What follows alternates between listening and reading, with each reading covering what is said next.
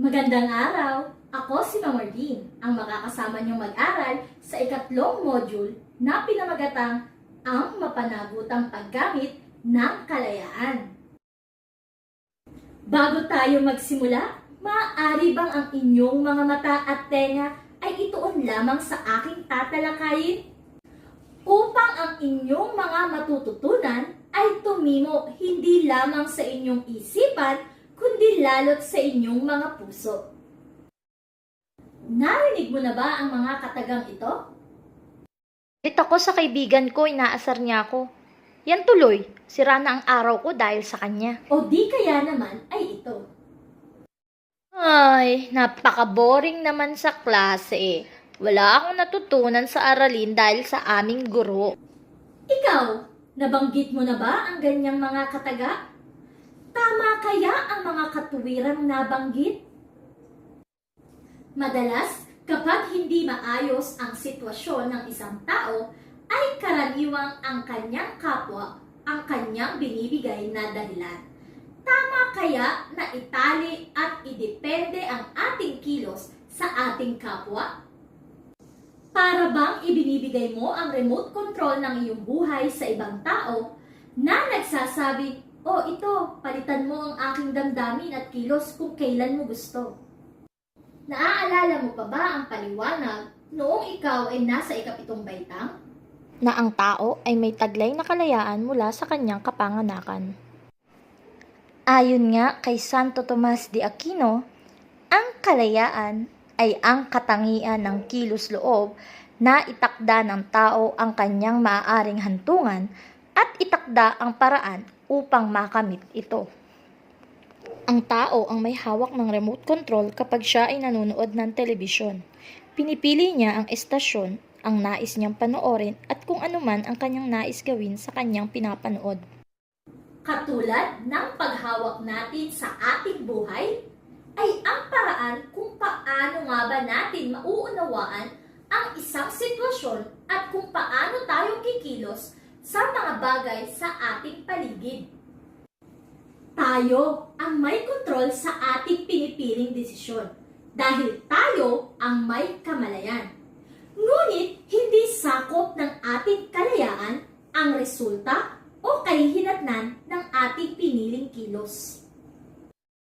May dalawang paliwanag tungkol sa kalayaan. Ang una ay ang pagsasabi na ang malayang kilos ay ang kilos na mananagot ang tao. Dahil sa ating kakayahang kumilos, gumusto at magpasya. Hindi ito nakabatay sa ibang tao dahil ang kilos ay nagmula mismo sa atin. Nangangahulugan lamang na dahil tayo ang pinanggalingan ng kilos, tayo rin ang may pananagutang harapin anuman ang maaaring maging resulta nito. Ang ikalawang paliwanag tungkol sa kalayaan ay ang tao ay responsable sa kanyang kilos, subalit hindi ito nangangahulugang ang kilos ay isang mapanagutang kilos o ang taong gumawa nito ay isang responsableng tao. Ang tao ay may kakayahang magbigay ng paliwanag kung bakit kinakailangang gawin ang isang kilos base sa hinihingi ng sitwasyon.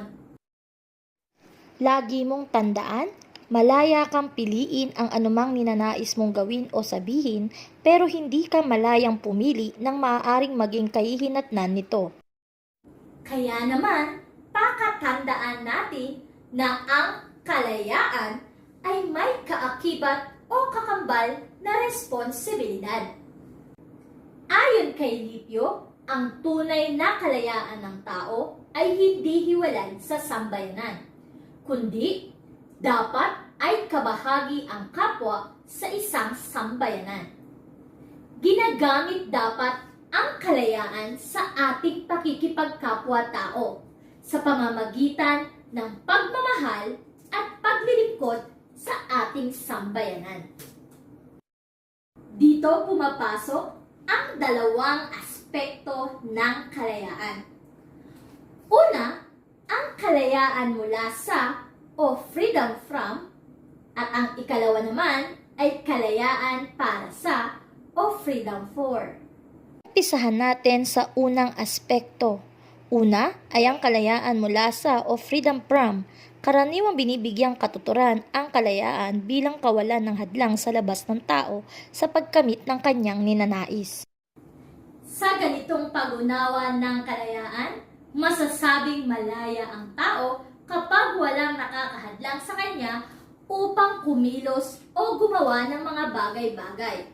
Subalit, kailangang kilalanin ang tunay na nakahadlang sa kalayaan ng tao ay hindi ang nagaganap sa labas niya o sa kanyang paligid, kundi ang nagmumula sa kanyang loob.